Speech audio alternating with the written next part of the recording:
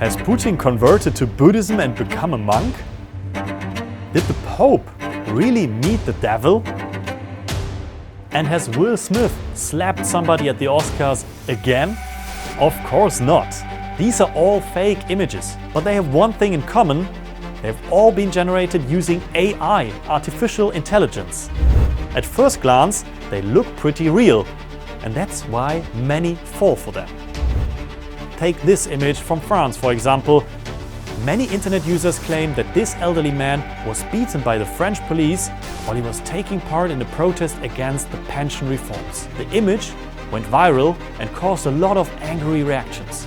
A shame for France, commented a woman online. But hold on, let's take a closer look. The image looks like a painting. The helmets of the policemen and their visors look also odd. One visor is overlapping on another one's helmet, and another visor is overlapping the old man's head. Also, the blood drops on the policeman's arm and hand look fake. Just like the entire picture. It has been generated using AI.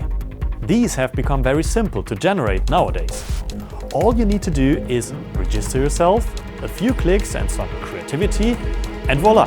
Here is your AI-generated image. You do not need to be a computer expert for it. Programs like Midjourney, DALL-E or Deep AI and others are available to anyone, and therefore AI has become omnipresent these days. At the moment, we are seeing an explosion in generative content and AI-generated content. Ich sag mal so, ich glaube, wir müssen uns so ein bisschen dran gewöhnen, dass man eigentlich keinem Bild im Internet trauen kann. But what does that mean when we no longer know what's real and what's not on the web? It can change our view on the world and our perception of things. For example, when political parties use AI for their campaigns. The right-wing populist AfD from Germany posted an image purporting to show refugees and warning of a dramatic refugee influx. What is not said here, the image was created with the help of artificial intelligence. Users and fact-checkers quickly recognized the AI-generated image because of the unnatural heads, ears, fingers and eyes. Now the question is, how can we separate real and AI-generated images? Well, here are 6 tips for you. Number 1. Take a closer look. We see hundreds, sometimes thousands of images on the internet every day. We do not pay close attention to all of them while scrolling. And that's exactly why we might overlook manipulation. In case of the slightest doubt, take a closer look and zoom in. For example, this image of Pope Francis. Is he really wearing a designer jacket?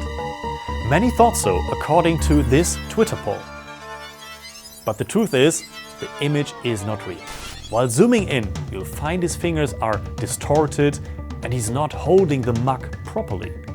And look at his eyes. It looks like they're merging with his glasses. These details reveal that this image is a work of AI. Number 2. Search for the origin of the image. Sometimes it's already written in the comment section, but quite often it needs a reverse image search to find out more about the origin of the image. We researched this viral picture. It shows Donald Trump being arrested. An obvious fake. The reverse image search led us to various fact checks of this image. And they've exposed that the picture was made using AI.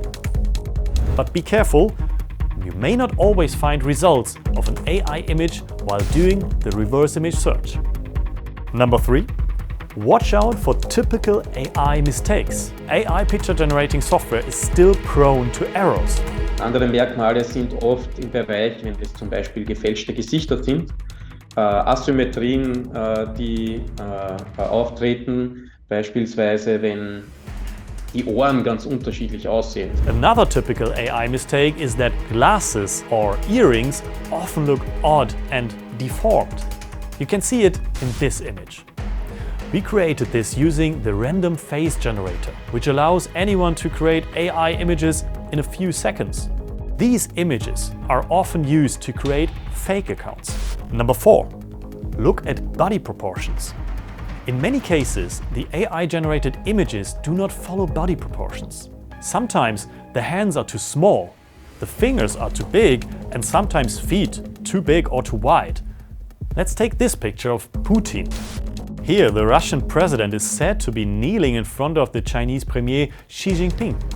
The picture, of course, is fake and has been generated using AI. Here, Putin's foot is too big. This picture also shows another typical AI mistake. Look at the ear of Xi. That looks deformed. And the hands of the person in the background, it looks like both his hands are merging into one another. Number 5. Are the images too good to be true? Many AI-generated images have a similar pattern. But the biggest giveaway for me with a lot of these mid-journey generated images is an aesthetic kind of sheen or film that seems to be on top of a lot of these images, or rather is part of the generated image. And that kind of smooths the skin in an unnatural way.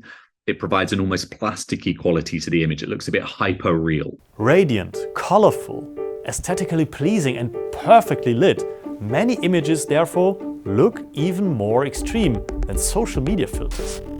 Like this woman, for example, no skin irritations, wrinkles, scars or moles are visible.